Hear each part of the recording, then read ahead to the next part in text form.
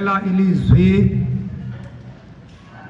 lokuqala elilizwi elathethwa uYesu emnqamlezweni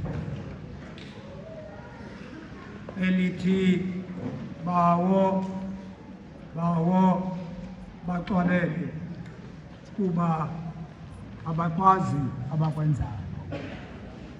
Kwincwadi yevangeli engcwele okubhalwa umvangeli uLuka isahluko ngamashumi 23 umqolo othethayo ngamashumi 34.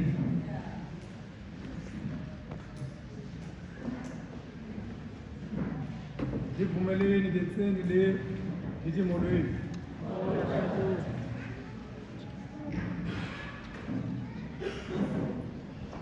Ngibulise imongameli le esekela utata uJantyi uRhatebe, umfundisi wesekethe utata uStimela, uMadiba uDlomo, amagosa esekethe omabini, uba uNdlovu Sidlekhaya uNcakusweni Malusi, uba uMtika Mazaleni, amagosa kokwethu. Ngingamshiyi uVice wabashumayeli ubawo uzibula netafule yakhe. Ngithi ke ndawugqiba ngithi wonke umuntu olapha endlini elikaSikhristu igama lokukhululeka.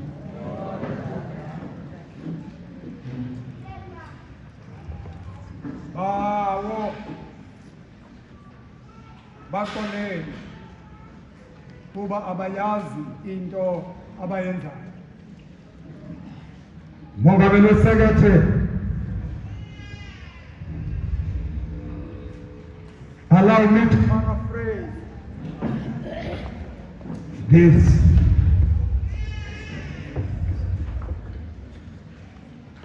Jesus said on the cross,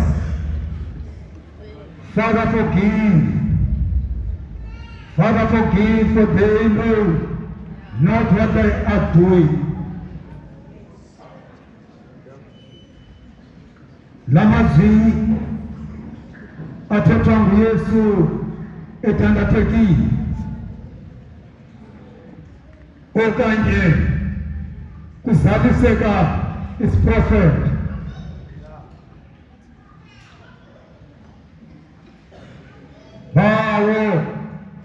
Bawo baxolele kuba bayazi into abayenzayo. uYesu apha sekwintaba yokhakhayo, yintaba endingayifanisa njengabantu abalapha eCape Town, ndingayifanisa neTable Mountain. Kuqatyelwe nzima. Amanye amadoda xa kunothongwa kuye kuTable Mountain ngeke aqabele, kodwa izintokazi kungenzeka into yoba zingaqabela. Kodwa kuphinde kuxhomekeke into yoba xa ufika phezu kwentaba, will you manage to serve the purpose you are going for at the top of the mountain? Bawo baxolele kuba bayazi into abayenzayo. Eli lizwi Yesu uthandazela kanye ngqo aba babumntukunezayo, akathandazeli nje abanye abantu, kodwa ubhekise kanye kubo kanye aba babemhlukumeza. Uzalisekisa into eyaprofethwa ngumprofethi, one of the major prophets, uIsaya unyana kaMosi, kusithuba esingamashumi 34 namashumi 6 anesine. Apho kuthe ozawuzalwa umntwana obakhe ubukumkani soze uphele ngapha. Yiyo loo nto nangoku silapha apha kuze kweza nesinetoro. Akukho mntu ungalangazelelanga ukuza apha. That is the proof of many decades ago. Of many decades ago. Ubangabana bongenyani esiprofeto sikanyana kaMotsi ngekuba asikho kule pasika yanamhlanje. uYesu ngoba phezu kwentaba akafikanga waba yedwa, ngoba kwakulungiselelwa into yokuba kufuneka amkele amatyala abanye abantu. Xa wayefika phezu kwemountain wafika kukho amadoda amabini, ngakwesokunene nangakwesekhohlo. Into ethetha ukuthi he accepted everything. He accepted everything esenziwe ngabantu abantu. Phofu yena engenzanga. Bawo baxolele kuba bayazi into abayenza. Even Peter lapha, it is the judgment that confuses me. The judgment contradicts with the verdict. The verdict is clear that the person had to go on top of the mountain and had to be hanged. Bawo baxolele kuba bayazi into abayenza. Ngaloo mzuzu Yesu atshoyo axolela aba bantu phantsi komnqamlezo kukho amadoda abhizi phantsi komnqamlezo abelana ngempahla kaYesu. Phofu ngokweyam i-understanding, umntu xa ebhubhile impahla yakhe iyahlala ike izole. Kodwa kukho abantu apha abaququzelayo, lena yeyam, lena yeyam, lena yeyam, bathatha. Ukhumbule kakuhle into yoba aba bantu abathatha le mpahla ayingabo aba bantu bebehamba noYesu. Yimiqangolo nje ekuthityelwe nayo apha endleleni. Yathi ngoba izoseva i-purpose. Yes. Yazobona ingubo ezinhle enokuthatha. Bawo baxolele kuba bayazi into abayenzayo. Ithe apha i-judgment contradicted with the verdict. Umntu utsho ngomlomo wakhe uthi andiboni tyala kulo mntu. Ingaba kwakuseyi-judgment e-right into yoba kuthiwe makaxhonywe kodwa akubonwa tyala. Into ethetha ukuthi kwakuyitoyitoyi enkundleni instead into yokokuba kube yingoma. Bawo baxolele kuba abayazi into abayenzayo. Hey.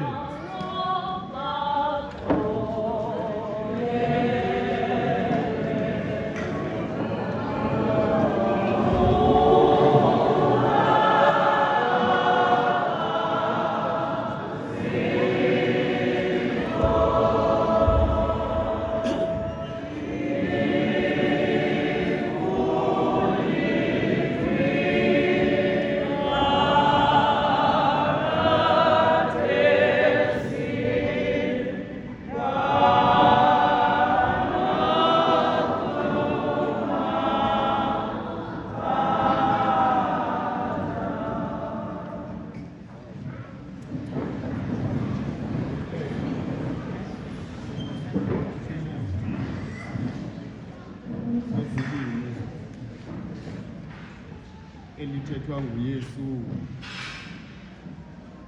elapha emnqamlezweni. Ilizwi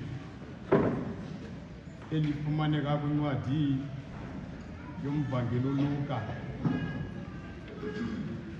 isahluko 23, ivesi 43,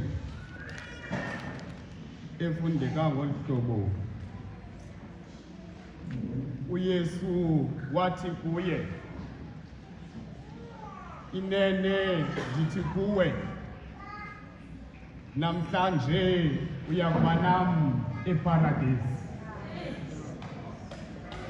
Mandithabathe ithuba endilifumanayo ndibulise ubawo umongameli, ndibulise ubawo umfundisi, ndibulise ubawo umvangeli, obawo abangamagosa alapha ekhaya, ubawo uvayisi, ubawo bashumayeli, nobawo bashumayeli bonke, ubawo uvayisi, nobawo amadodana, nobawo amadodana bonke, umama umongamelikazi, umama umfundisikazi, umama noBhayibhile, nomama bonke,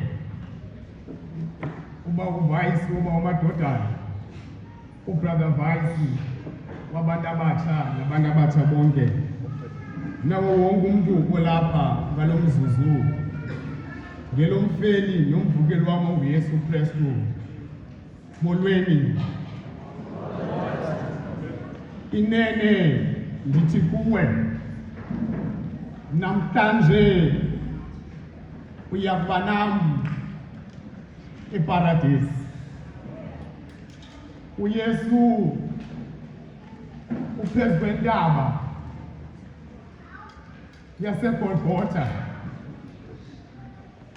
uxhonywa kuYesu namabhada amabili. Umnqamlezo kaYesu ulapha esiphakathini kulamabhada. Ukuxhonywa kaYesu kuzalisekisa isibhalo esibhalwa ngumvangeli uLuka esithi wabalelwa nabachasene umthetho. Inene ndithi kuwe, namhlanje uyakuba nam eparadesi. Kukholeleka into yokokuba isayizi yomnqamlezo kaYesu yayingengangaye, okanye isayizi yomnqamlezo kaYesu wawungalingani nalo yamabhada alapha emnqamlezweni. Eyona nto eyenzekayo yayilixesha lePasika, sekuthathwe a decision yokokuba kuzawuxhonywa uBarnabas, kwaze kwarivokwa loo decision, kwanyanzeleka into yokuba makuthathwe uYesu.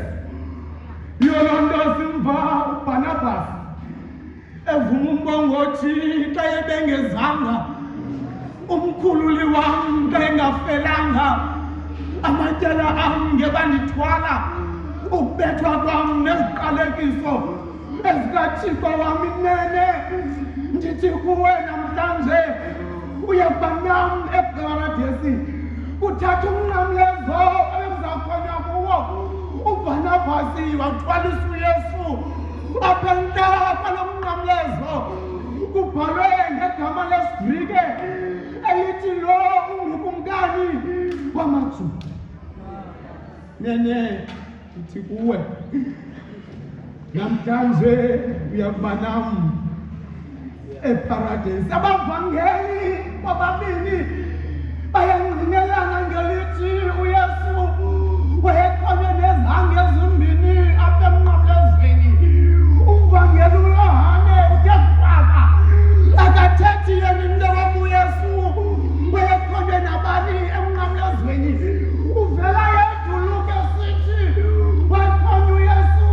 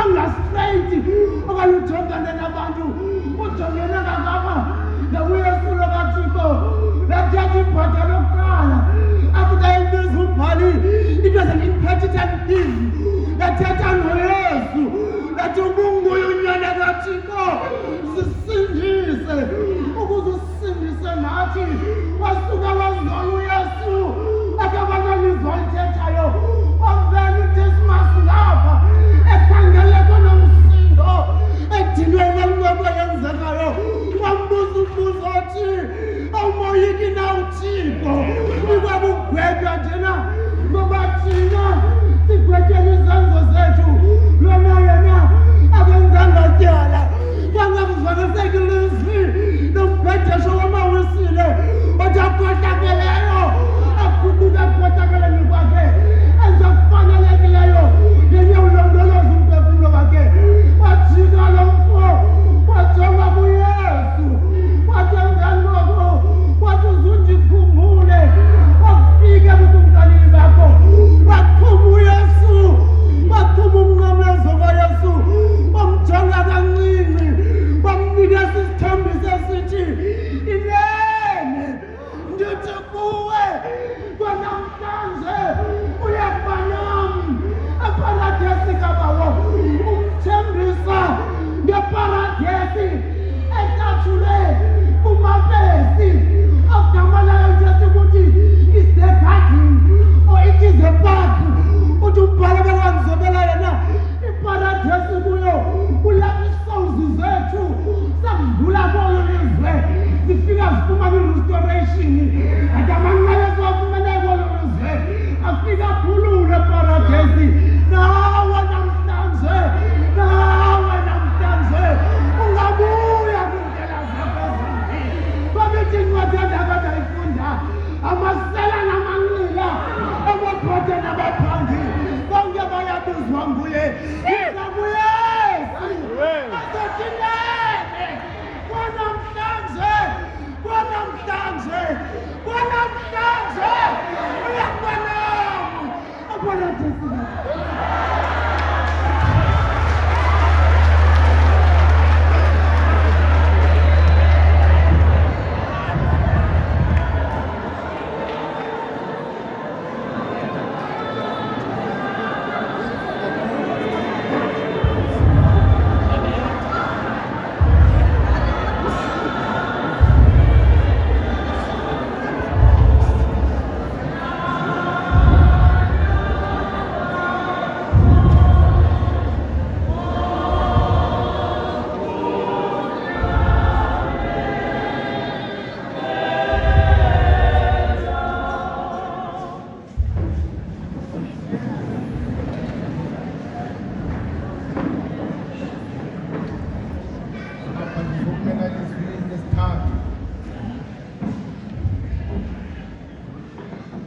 elibhaliweyo la kwincwadi yomvangeli Yohane phepha ezantsi 100 mashumi amathandathu ananye phaa kuvesi isahluko 19 mandiqale ngokubulisa utata umongameli walesekethe ndibulise utata umfundisi ndibulise uvice wabashumayeli nabashumayeli bakhe bonke ndibulise oba usosekethe ndibulise uvice wamadodana bobabini namadodana wabo ndibulise umama umongamelikazi nomama befundisikazi bonke abakhoyo ngaphakathi omama unobhayibhile ndibulise uvice womama nomama bonke uvice wamantombazana namantombazana onke uvice olutsha nolutsha lonke one heart one way nabantu abasindwendweleyo namhlanje ngelomvukeli nomvukeli wam molweni bazali senditshilo ke ukuba sipha ku-19 Ncwadi kaYohane umqolo othethayo ngo-26 26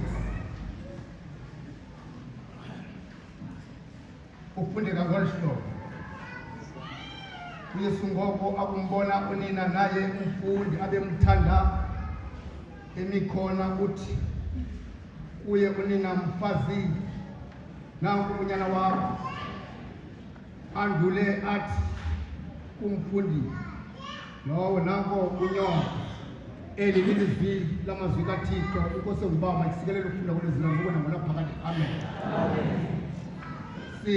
Sisegolgotha bazali,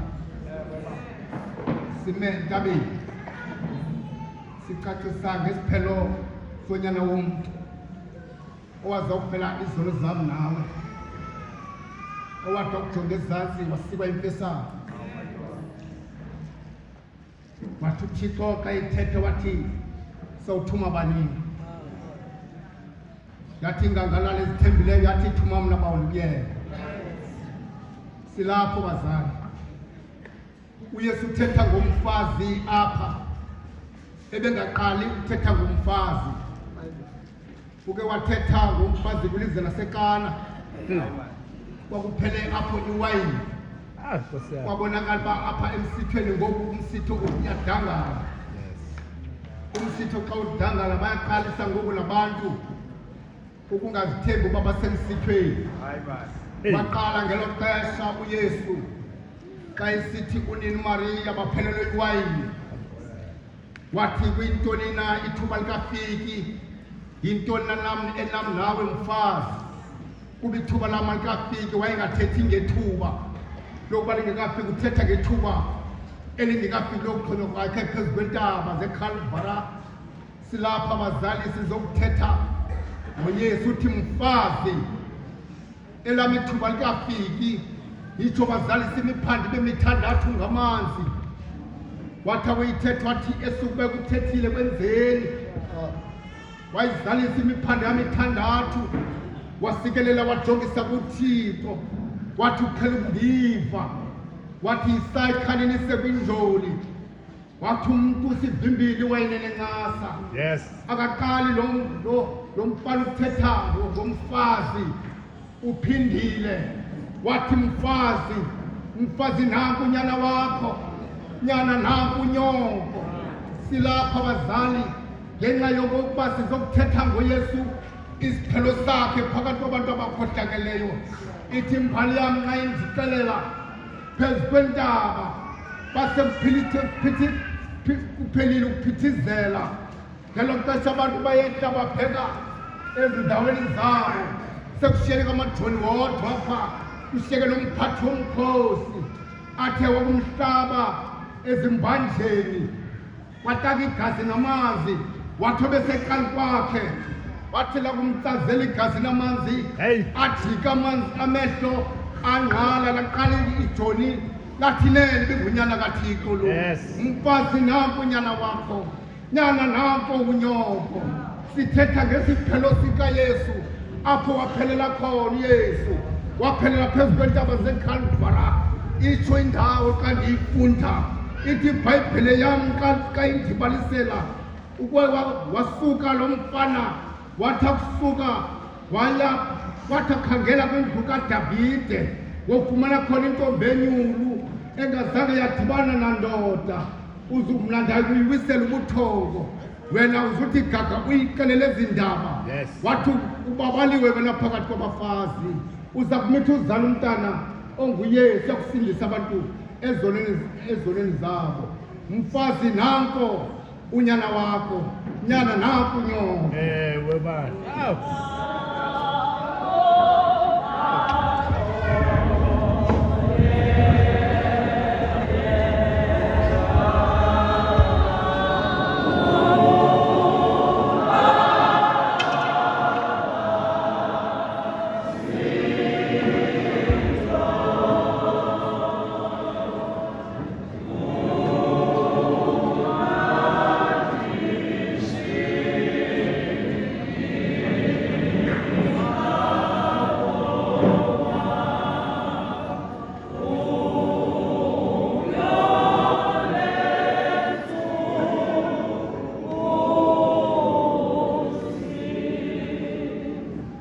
Ngicela ilizwi lesine elathethwa nguYesu emnqamlezweni.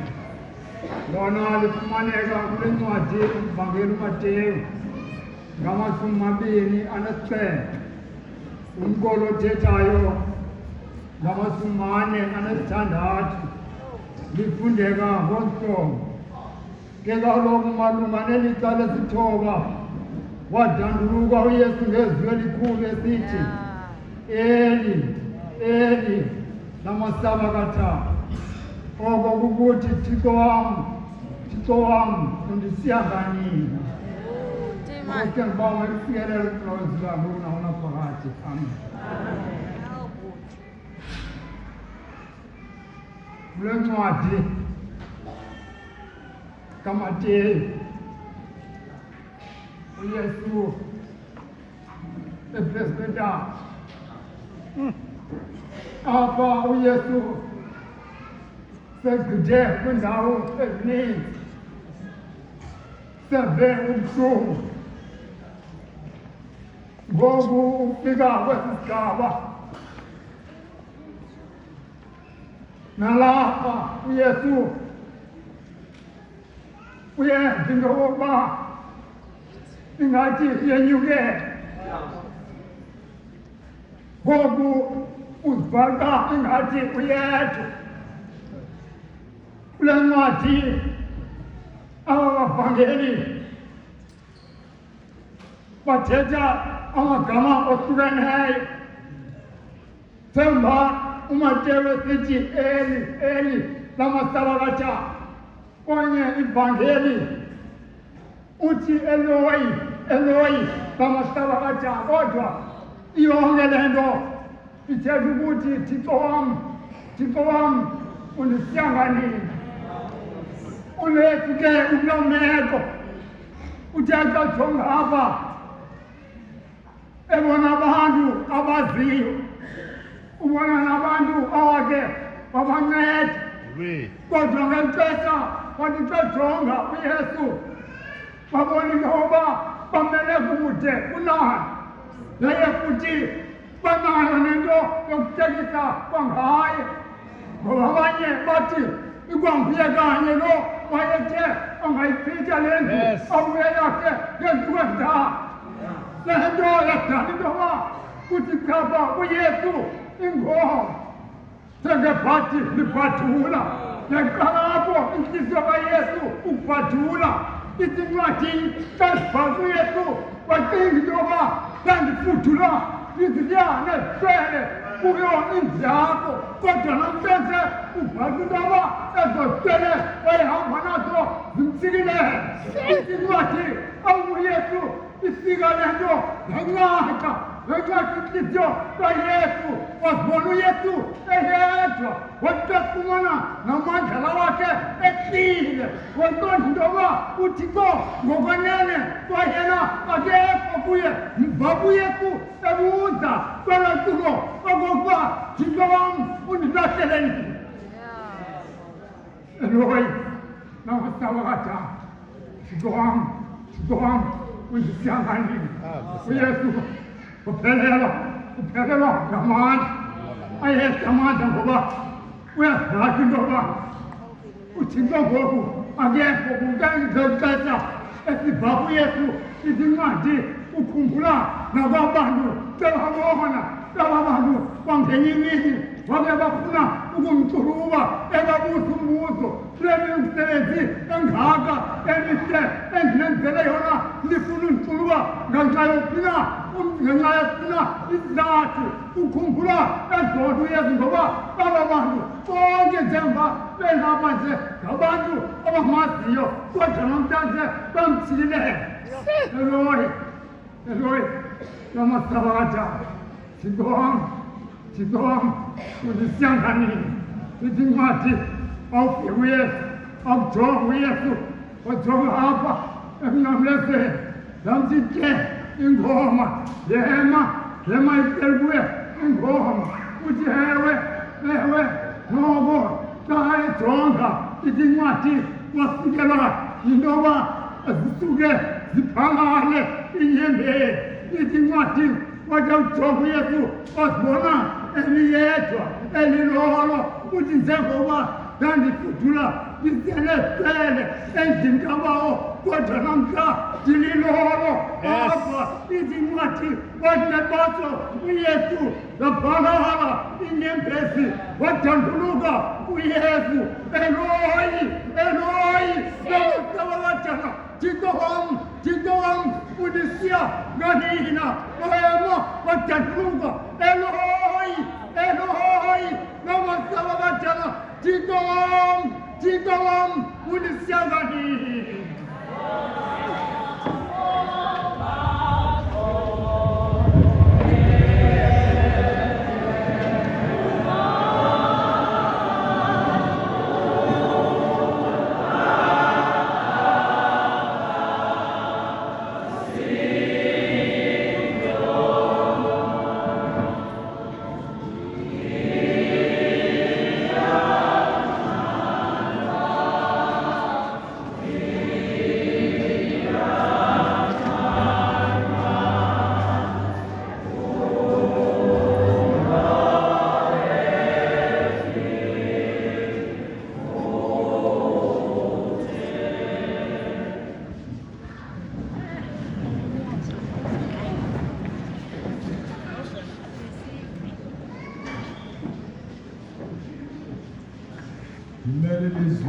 Lesihlanu elathethwa nguYesu emnqamlezweni elifumaneka kwivangeli ngokubhalwa nguJohane isahluko leshumi elinethoba isahlukwana samashumi amabini anethoba wathi ndinqaliwe Mongameli nazo zonke iziphathamandla zale sekethe yalapha eKhefthanethi ngivumeleni ngithi ingqanga enzima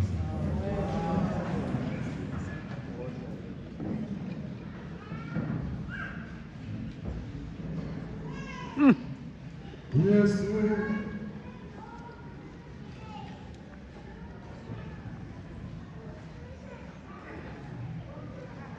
ithi levangeli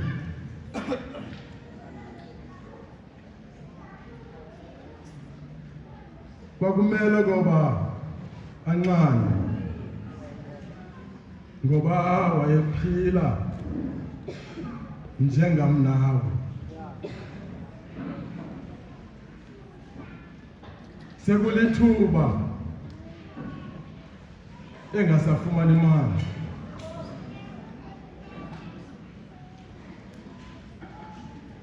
sizawukhumbula into yoba uthe xa ephuma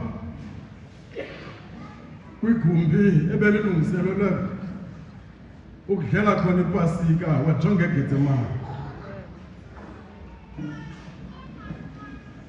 uthi unobalisa kwincwadi ebendikhe ndayifunda rhame ndasekhaya washiya abafundi bakhe wathi mabahlale bathandaze wemka kangangomgama okugibisela kwelitye wayokuthandaza uthi unobalisa ukumila kokusuka kuYesu kwakungummangaliso ngoba wayesithi xa umbilo ubetha phansi khangeleka ngongathi ngamakhapha zegazi waqala apho uYesu ukuluza amanzi emzimbeni wakhe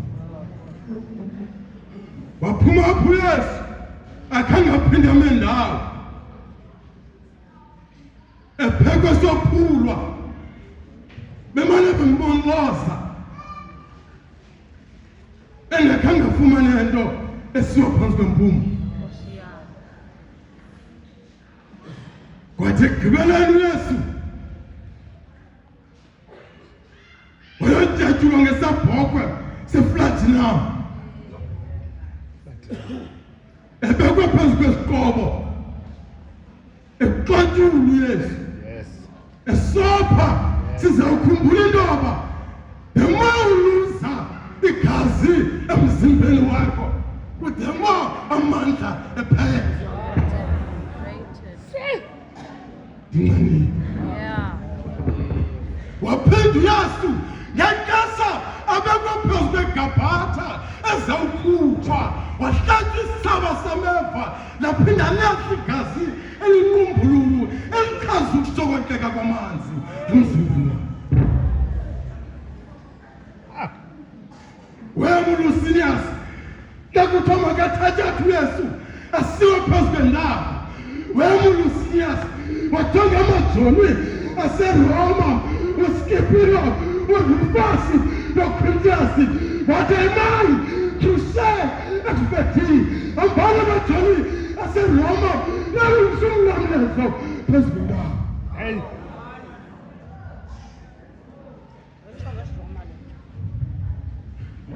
Abaseshiluma ngameli okuba bakhutshwa ngesango elingempha isango elalilungiselela lisetyenziswa ngababingelele elalingesisetyenziso wakhutshwa ngelo sango injongo wakuqonda uba kuhanjwe kuhlekiswa ngaye endleleni oyena mgama mfutshane ngulowo kumele uYesu uphume ngawo kodwa kwakuba ngelanga lasekuqala uphuma efuna into yobana lengilizwe limbone apha endleleni uYesu umzimba wakhe ubaleka amanzi xa efika phezu kwentaba uYesu uthi uJohn Petering waqaphela ummangaliso wento yoba apha kwicala langasekunene kukho amabhuma abomvu kwicala langasekhohlo kukho amabhuma amhlophe kodwa umnqamlezo wakhe wamisa phakathi kwala mabhuma bengazi ukuba yonke le simboli ichaza into yoba uthando lwakhe luqala empumalanga lome ntshonalanga ndinqanile zasikhumbula into yoba uYesu utyatyulwa unemivumba ilanga selitshisa emzimbeni kaYesu igazi seliqalile ukuma amanyaba nemivumbo adumbile amantasekhaya kubulela uthandaza usemveni kantaba bekusenda ucimilanga phezu kwale ntaba mzamntasekhaya abulela uphethuka wathi xa esiva ingathi isipho sobuthixo siyamshiya basebenzisa ilizwi elikhulu elivuma ubumnyama bubaleke ngoku uthi uYesu inxenye utsholo phansi ngoba ayaphela amandla udehydrated uYesu dehydrated uYesu kwathi ngoba apha phezu kwendaba abantu bayaphela apha phezu kwenomnqamlezo abantu bayehla banqamele ebhasikeni banqamele ebhasikeni uthi unabalisa kwakuphapha indebe ezintathu ngamele ndizohlala phansi indebe yokuqala yenza ngamalina yeme nomama kaYesu athabatha ivunika ayinqakele wayini esenzela intoba iqongiselelo kunje angabinakwazi ukuziva wayazi uYesu indebe yesibili indebe yenhlekisa esenziwa ngabasoldathi babathindala iwayini kolukuze athi mpela uYesu angabikho engqondweni wayazi uYesu kuthi indebe yesithathu indebe yovelwano indebe yoqolelaniso ethathathwa ephuka kwimfuqa yaphithikezwa yasiswa ngeyisophi bayamkela uYesu babebona ngoba indebe yovelwano enxanini ewaphesansi enxabile madoda alibala lokwenza isiko lakwaJuda lendoba qala uqinisekisa intoba ugqityiwe umntu uthatha u-14 pounds abethi imilenze wenzela intoba uqinisekisa intoba uphuphile kwakuba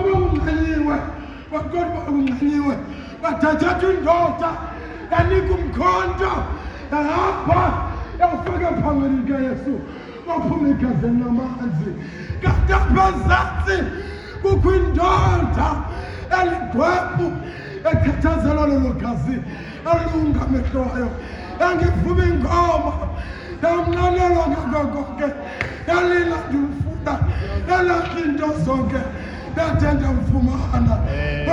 Yesu wathi ndinqaniwe ngoba ebona imiphefumlo elabalabayo engqameliyo uyofezeka isidingo.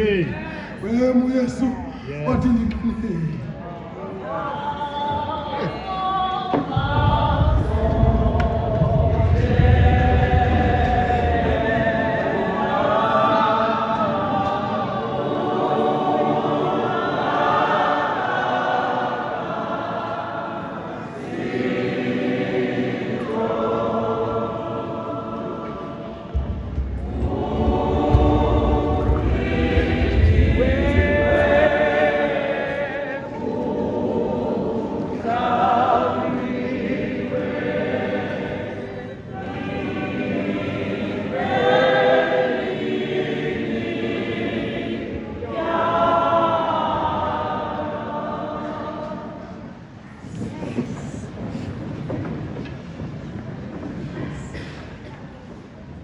Ngimapha ngimele ilizwi lesithandathu elathethwa nguYesu emnqamlezweni elibhalweyo laa ncwadi kaJohane isahluko sesibini nethoba evesi yama-30 akananto elifundeka ngolu hlobo kugqityiwe. Umongameli wesekethe le bawumfundisi oba abavangeli kodwa esekethe utatuvayisi abashumayeli bonke ndivumeleli kusasa nje ndithi molweni bazali.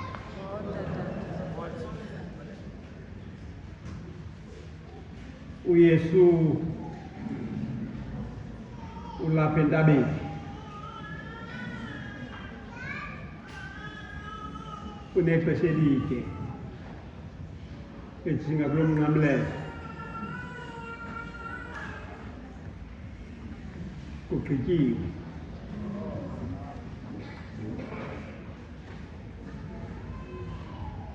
Le nkathazo iqale uYesu esengumntwana eseshumini lesibini leminyaka.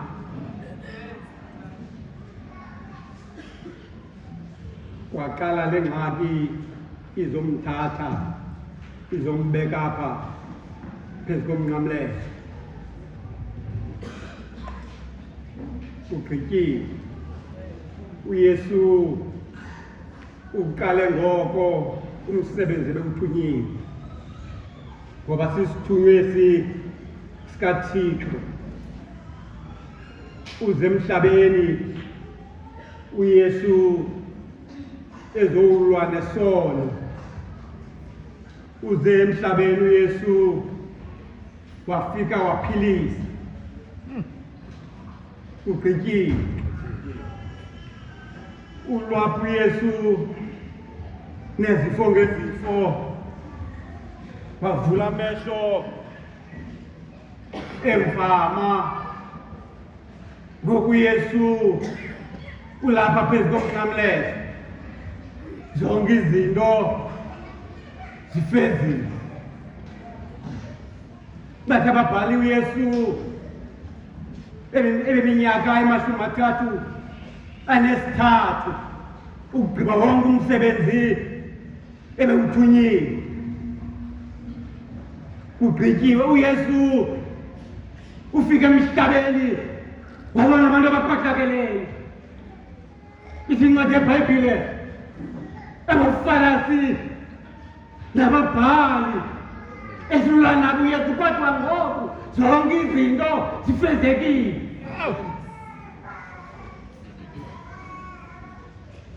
Kugqityiwe. uYesu uyayibona into yokuba kubhekwa ngaphi ngoku. Amathunzi entabeni ayanaba, abantu abaphansi kwabunqamletho balungiselela ugoduka ngoba bayabona into yokuba ityala liphelile, lihlawuliwe, kubhityiwe.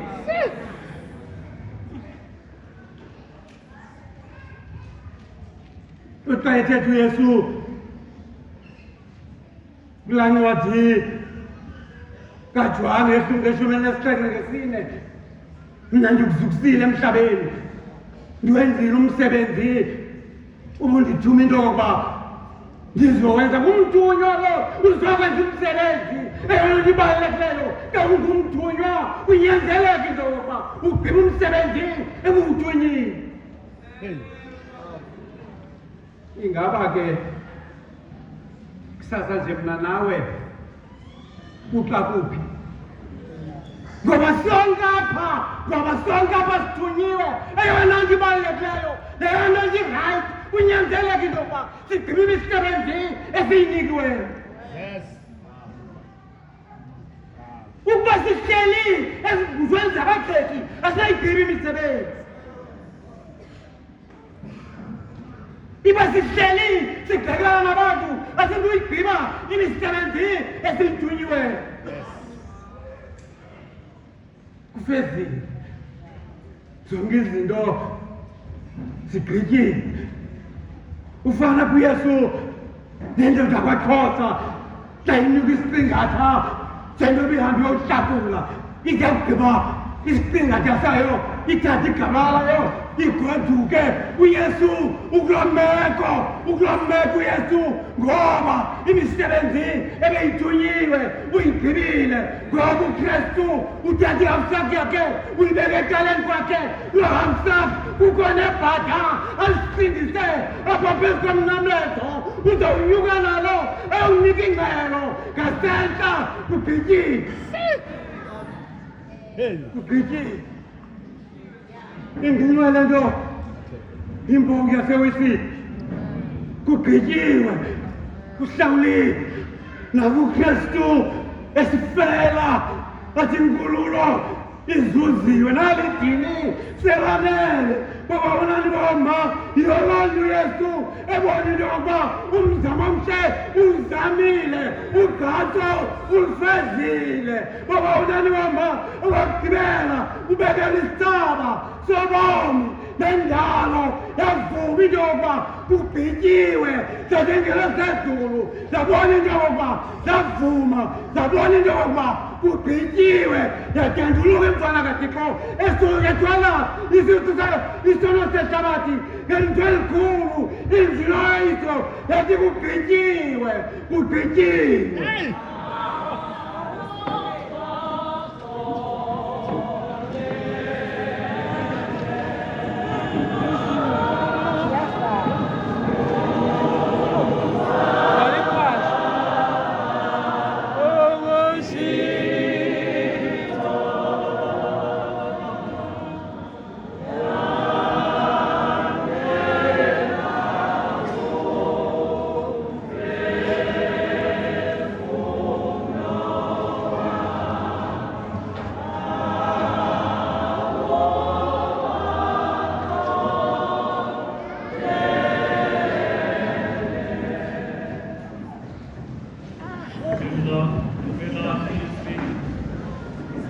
lesixhenxe elathethwa nguYesu phezu kwale ndaba elifumaneka kwivangeli ngokubhalwa nguLuka isahluko esikhulu ngamashumi 23.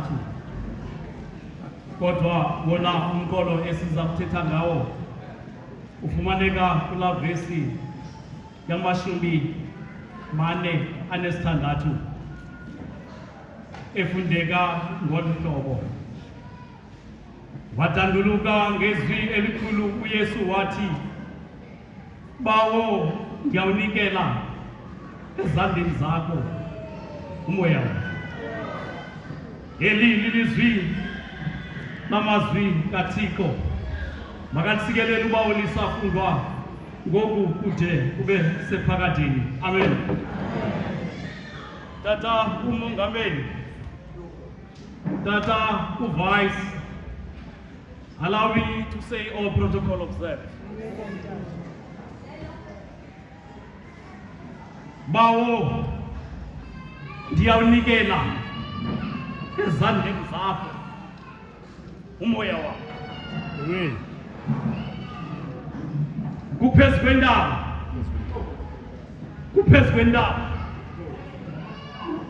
indaba ngolwimi i-Aramaic eyayisaziwa ngokuba yiGolgotha, ukanti ngolwimi i-Latin Calva yayisaziwa ngokuba yiCalvary, ukanti thina apha ekhaya siyazi ngoba indaba yokhakha. uYesu uvula umlomo okokugqibela phezu kwale ndaba. Eyona nto endiyibukeleyo yeyoba xa evula umlomo ngale lithuba uvula umlomo izinto zibuyele esimeni, bekukhe kwamnyama phezu kwale ndaba kwangangeeyure ezintathu. Ithi incwadi kaThixo phezu kwale ndaba, phezu kwalo mnqamlezo akusekho bantu bemkile. Abantu abashiyekileyo nguMariya nomfundi owayethandwa kakhulu nguYesu onguYohane, kwakunye nesihlobo ezimbalwa esondeleyo kulo Yesu. uYesu uthetha ngamazwi ebonakalisa elubala uba ngaphambi nasemveni kokufa kulawula uThixo, futhi kwakuqala kulawula yena. Lilizwi lethemba elibonakalisa uba uYesu naphantsi kombandezelo ebekuzo, kodwa ubudlelwane bakhe noyise abuqhawukanga. Nakuqaphela xa ivula umlomo kokuqala phezu kwale ndaba wathi bawabaxolele, uyaphinda akathetha okokugqibela phezu kwale ndaba athi bawandiyawunikela ezandleni zakho umoya wam. Le nto ke ihambelana nesiko lakulo Yesu njengenkwenkwe yomJuda xa kuzawulawa babesenza umthandazo, bathi bayaqala ukuvula umlomo kuthiwe bawo, ngoba babenyalezile imiphefumlo yabo kuThixo.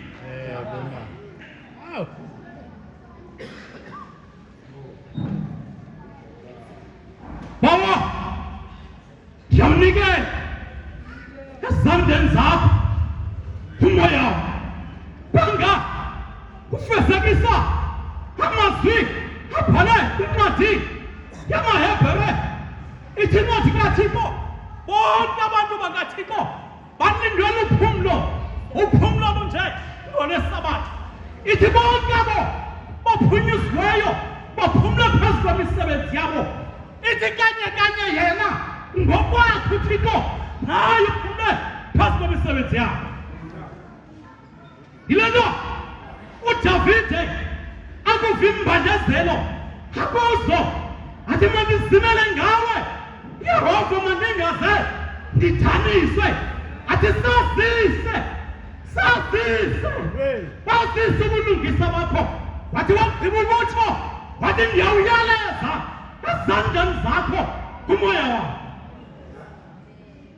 Wathatha loo nto uDavide ndakhumbula amazwi akhe Wathethwa nguStefano ithinathi kaThixo akube zalise ngumoya oyingcwele wathatha amehlo akhe wawaphasa phezulu wathi ndibona amazulu evulekile wabona uYesu ehleli ngasekunene kwayise wabona ubuqaqawuli bonke bezulu ithinathi kaThixo kubantu ababemgibisela ngamatye wenza isicelo kuThixo wathi kuzo zonke izinto ozenzayo usungababeka ityala ngokwenza kwabo usungawiseli nengqumbo phezu kwentloko zabo ngimkoke ngoko ithinathi kaThixo wabememeza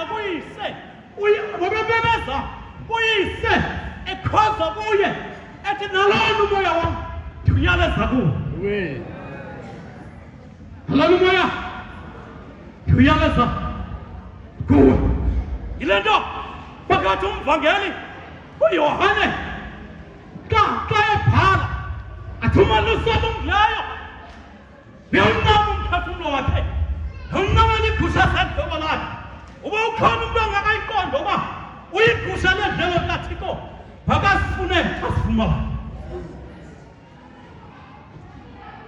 yile nto uYesu phezu kwale ndaba akubona imeko akuyo wanga angavuma umbongo wamawisile wathi inhliziyo zethu ziyakughulela kwanemiphefumlo yethu iyakulangazelela yile nto uThixo ngokwakhe wathi xa ibona abantu ezantsi emhlabeni bewe esonweni kwanemiphefumlo yabo ihlelelishwe wasikwa imfesane yile nto wakunamonyana wakhe akuphela kwamzeleyo khona ukuze azokuthabatha izono zethu ngamatyala ethu yile nto ke ngoko ndiva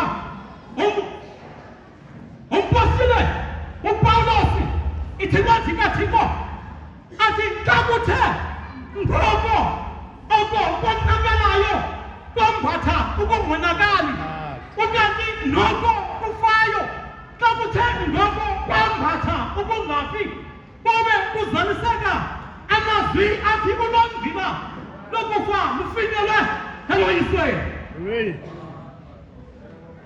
wathatha loo nto nomzalwane yile nto ngovumpetros wesibini athi ngokwedinga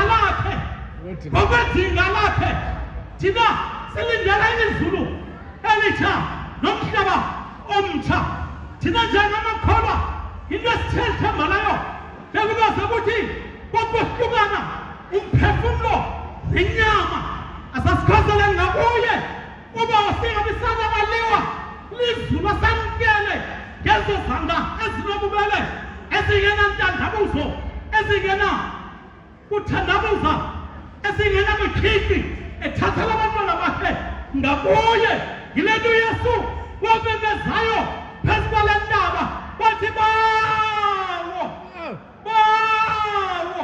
ndiyawunikela ezandleni zakho umoya wam wazakugqiba umutsho waphuma umphefumlo wayithinteka intloko ngayo. Amen.